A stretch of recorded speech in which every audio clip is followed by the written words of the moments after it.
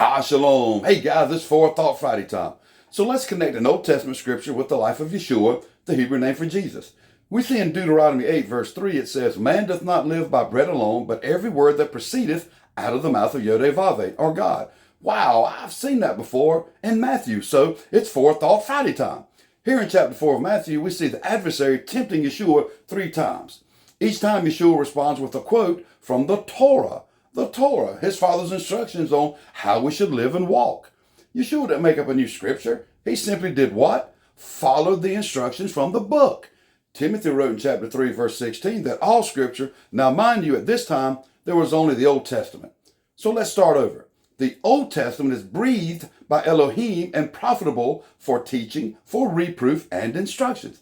Now look, I'm not saying that the New Testament is bad by far. I mean, how can it be? It shows us how Yeshua lived, walked, and died for us, and resurrected, so he could come back for us. So it's great. But to not only defeat the adversary, but also how we should walk, one must follow the instructions of the book, the Torah, his commandments and instructions. I mean, it is what Yeshua did. He walked and taught what? The Torah and the Old Testament.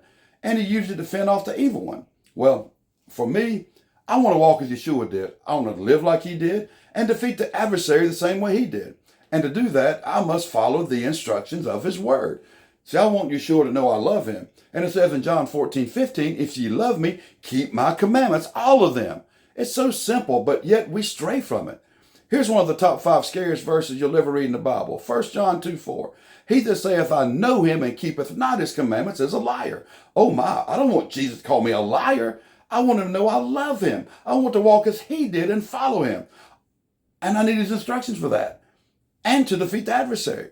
So let's dig into his Torah, learn his commandments and his instructions for us, and walk as he did, in his Father's word, defeating all the enemies in his Father's name, showing Yeshua we love him by striving to do our best in following his Torah, using the Torah as Yeshua did to defeat our enemy, walking as Yeshua, the living Torah, did in his Father's instructions, in his commandments, and his ways.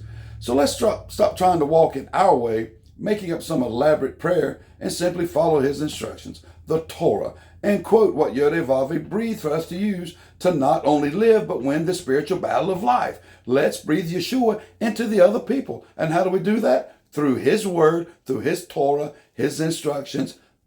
Shalom.